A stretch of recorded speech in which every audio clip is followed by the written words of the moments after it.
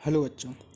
आज का टॉपिक है हमारा संख्या पद्धति, जिसे हम इंग्लिश में नंबर सिस्टम कहते हैं। ठीक है, number system. Okay, number system. Number पहला है इसमें प्राकृतिक संख्याएं। प्राकृतिक संख्याओं को हम इंग्लिश में कहते हैं नेचुरल नंबर। ओके, ऐसी संख्याएं जो एक से शुरू होती हैं और इन्फिनिटी या अनंत तक जाती हैं, जैसे 1 2 3 डॉट डॉट डॉट इन्फिनिटी तक, वह अपनी नेचुरल नंबर कहलाते हैं, प्राकृतिक संख्याएं कहलाती हैं। ओके, नेक्स्ट पूर्ण संख्याएं। पूर्ण संख्याओं को हम इंग्लिश में कहते हैं होल नंबर। पूर्ण संख्याएं, यदि प्राकृतिक संख्याएं को शून्य से शुरू किया जाता है तो वह पूर्ण संख्याएं बन जाती हैं, जैसे 0 1 2 3 dot dot dot infinite. Okay, next number 3 है धन पूर्णांक। धन पूर्णांक को हम इंग्लिश में कहते हैं positive integers. Okay, positive integers क्या होते हैं? प्राकृतिक संख्याएं को धन पूर्णांक कहते हैं। प्राकृतिक संख्याएं होती हैं वही धन पूर्णांक कहलाती हैं, जैसे 1 2 3 4 डॉट डॉट डॉट इनफाइनाइट तक। इनका जो संकेत होता है वह होता है आई प्लस ए, और एन से भी दर्शाते हैं इसको।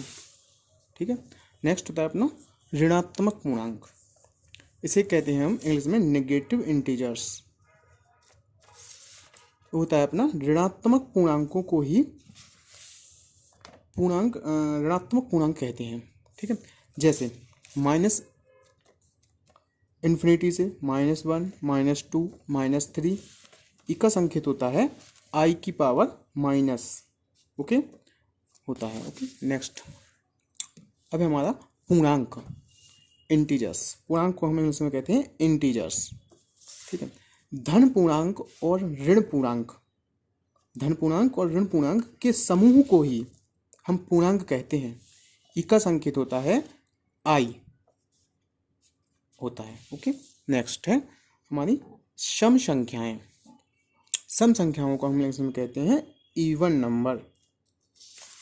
इवन नंबर क्या कहलाते हैं? 2 से विभाजित होने वाली सम संख्याएं कहलाती हैं। 2 से विभाजित होने वाली संख्याएं सम संख्याएं कहलाती हैं, जैसे 2 4 6 8 dot dot dot infinite. Next है अपनी विषम संख्याएं।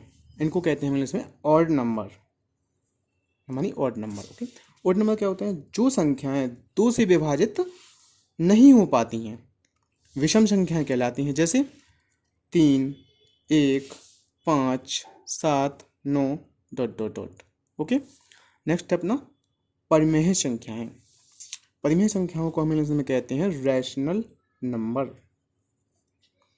वह संख्याएं जो P/Q के रूप में होती हैं, जैसे कि 22/7 3/2 15/9 5 7 3। यहाँ पे 5 7 3 क्यों? क्योंकि इनके नीचे भी 1 होता है। ठीक है, तो ये भी परिमेय संख्याएं कहलाती हैं। ठीक है, हर संख्या के नीचे 1 तो होता ही है, तो ये परिमेय संख्याएं कहलाती हैं। लेकिन P और Q का मान 0 नहीं होना चाहिए। Okay, P Q not equal to 0। Okay, परिमेय संख्या। अब परिमेय संख्याएं, अब परिमेय संख्याओं को कहते हैं इररेशनल नंबर, जो कि इररेशनल नंबर ऐसी संख्याएं जो P/Q के रूप में ना लिखा जा सके, P/Q के रूप में ना लिखा जा सके उनको, वह अपरिमेय संख्याएं कहलाती हैं, जैसे पाई, √2 √3 √5 -√3 एंड -√7। ओके, अब कुछ डाउट होगा कि पाई यहाँ पे भी है और पाई का मान होता है 22/7। ठीक है, तो पाई इक्वल दोनों में कैसे हो सकता है? चलो, में क्या है, पाई का मान अभी क्लियर नहीं है। कभी कभी हम लिखते हैं 3.14 पाई का मान होता है चूंकि, और लिखते हैं हम 22/7 भी लिखते हैं।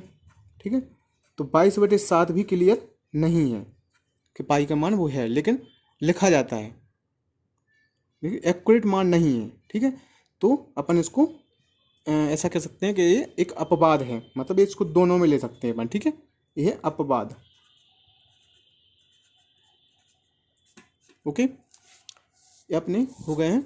और अपन इसको याद करने का तरीका एक ऐसा है कि प्राकृतिक संख्याएं, पूर्ण संख्याएं, धनात्मक पूर्णांक, ऋणात्मक पूर्णांक, पूर्णांक, सम पूर्णांक, विषम पूर्णांक, परिमेय संख्याएं, अपरिमेय संख्याएं, ये सब एक जुड़ी हुई कड़ियाँ होती हैं। जैसे कि मान लो प्राकृतिक संख्या क्या होती हैं, हमने एक से लिखा, 1 2 3, ठीक है।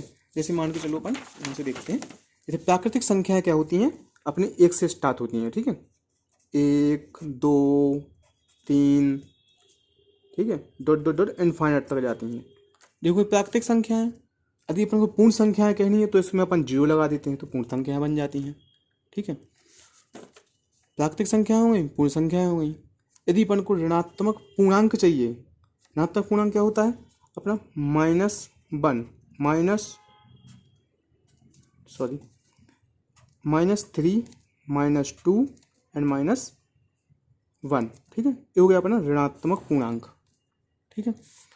धनात्मक पूर्णांक क्या होता है, इसी में अपन धन लगा दो, मतलब ये धनात्मक पूर्णांक हो गया अपना, ये ऋणात्मक पूर्णांक हो गया, ये धनात्मक पूर्णांक हो गया, ठीक है। और पूर्णांक क्या होता है, इन दोनों का योग ही पूर्णांक होता है, जैसे -3 -2 एंड -1 और 0, तो ये पूरा पूर्णांक हो गया, ठीक है।